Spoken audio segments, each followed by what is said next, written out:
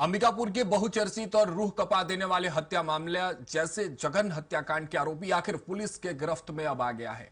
आरोपी लगातार एक हफ्ते से फरार चल रहा था, जहां चिरमिरी पुलिस ने आरोपी को गिरफ्तार कर लिया और सरगुजा पुलिस को सुपुर्द किया गया है।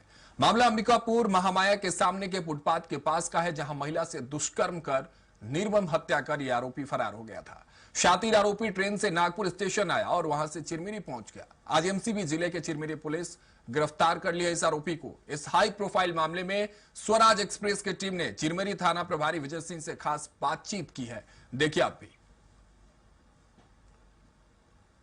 अंबिकापुर के महामाया मंदिर के पास एक महिला के साथ दुष्कर्म करने के बाद जघन्य हत्या कर दिया गया था।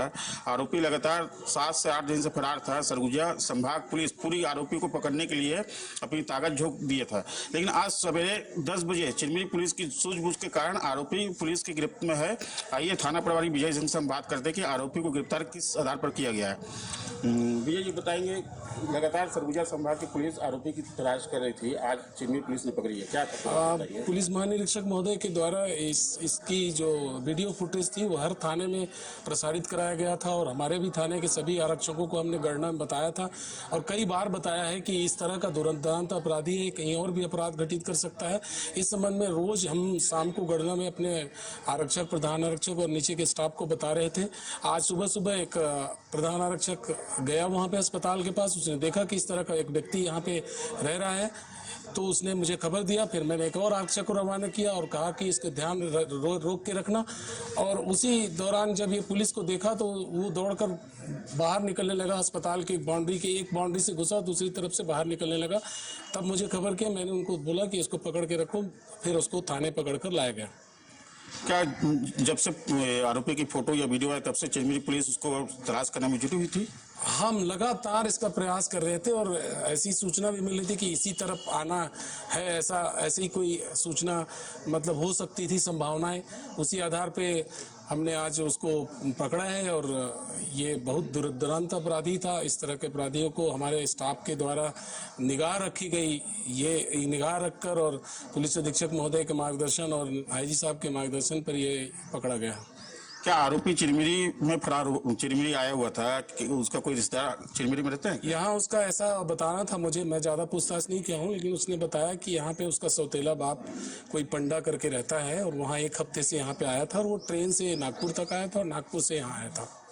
आगे की कार्रवाई किस प्रकार की जा रही है पुलिस के द्वारा? हमारे तरफ से कोई कार्रवाई नहीं की जा रही। अंबिकापुर पुलिस आई थी और हमने वहाँ के अपने एसपी को खबर किया था और एसपी महोदय ने वहाँ खबर किया, तो वहाँ की टीम आकर उनको ले गई, वहीं पूछताछ की जाएगी। चिरमिरी पुलिस की सूझबूझ के कारण आज एक के बहुत ही जघन्य हत्या दुष्कर्म करने का आरोपी सलाखों के पीछे पहुंच गया है। Dulal day, Swaraj express, Chirmiri.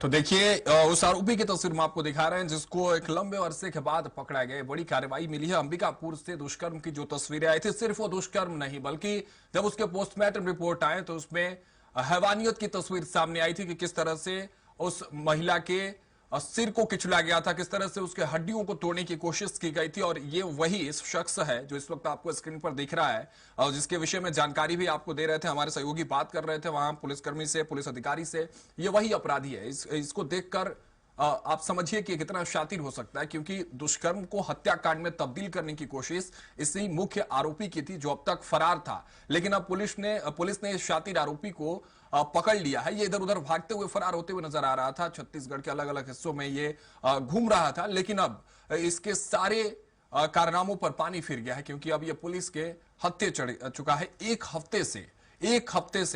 सप्ताह से जो है ये पुलिस को भी गुमराह कर रहा था, जिस तरह से इसने गुमराह करने की कोशिश की इस दुष्कर्म के बाद, हत्याकांड के बाद।